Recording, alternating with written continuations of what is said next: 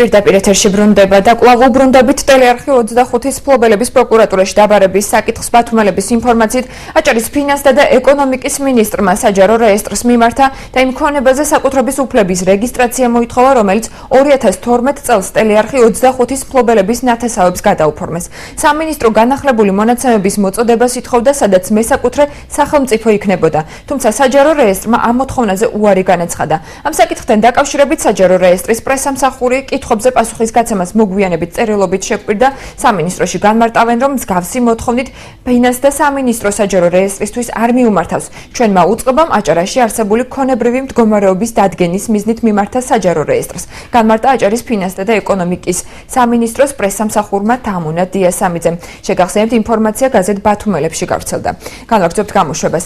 იმ შემთხვევაში, თუ გონიოს მოსახლეობას უახლოეს პერიოდში მიწის ნაკვეთები არ დაუკანონდება, მაისში დაგეგმილი თვითმმართველობის არჩევნებს ადგილობრივები ბოიკოტს გამოუცხადებენ. გონიოს მცხოვრებლებმა დღეს დემოკრატიული ჩართულობის ცენტრში საგანგებო ბრიფინგი გამართეს და მთავრობას დაპირება შეეხსენეს. ადგილობრივთა თქმით, 2 კვირის წინ საპროტესტო აქციაზე მთავრობის წარმომადგენლებისაგან პირობა მიიღეს, რომ საკითხს მთავრობის თავმჯდომარე არჩილ ხაბაძე საქართველოს პრემიერ-მინისტრთან ირაკლი ღარიბაშვილთან ერთად განიხილავდა. გონიოს მოსახლეობის შეკრებას დღეს უფლებადამცველი თამაზ ბაკურიძე ესწრებოდა. იგი განმარტავს, რომ პრობლემის მოგვარება მარტივად არის შესაძლებელი და მთავრობამ ამ კუთხით ეფექტური ნაბიჯები უნდა გადადგას. წინააღმდეგ შემთხვევაში კი ადგილობრივები ფართომასშტაბიანი აქციების გამართვას გეგმავენ. საკითხზე აჭარის მთავრობაში სატელევიზიო კომენტარზე უარი გვითხრეს. 4 წელი ამ დავაში ვართ.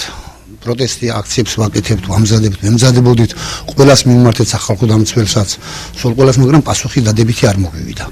ახლა იძულებული ვართ ჩვენ ესე იგი მიმართოთ ყველანაირ ღონისძიებას. გადაწყვეტილი გვაქვს, რომ ესე იგი ხის გაღმა დაჟე ესე იგი ბოიკოტი გამოუცხადოთ არჩევნებს. თუ ესე იგი დადებითი პასუხი ვერ მივიღეთ ჩვენ ხელისუფლებისაგან. მისიმული ქონდათ 15 დრო, ბატონმა თამაზმა გთხოვა, გავიდეს 15 დღე, არც დადებითი, არც უარყოფითი პასუხი. ველოდებით დადებით პასუხს. ამ პრობლემის გადაწყვეტას არ ჭირდება ბიუჯეტიდან რაღაც თანხების მოზიდვა, არ ჭირდება ინვესტიციების მოზიდვა, არ ჭირდება რაღაც გრძელვადიანი პროექტის შემუშავება, არ ჭირდება საკანონმდებლო ცვლილება. მხოლოდ და მხოლოდ საჭიროა ხელისუფლების, უმაღლესი ხელისუფლების პოლიტიკური ნება. ერთხელ და სამუდამოდ ის, რაც მიხეილ სააკაშვილმა ჯერ აჩუქა და მერე წაართვა, დაუბრუნონ და ამ ოჯახების მიმართ აღდგეს სამართლიანობა.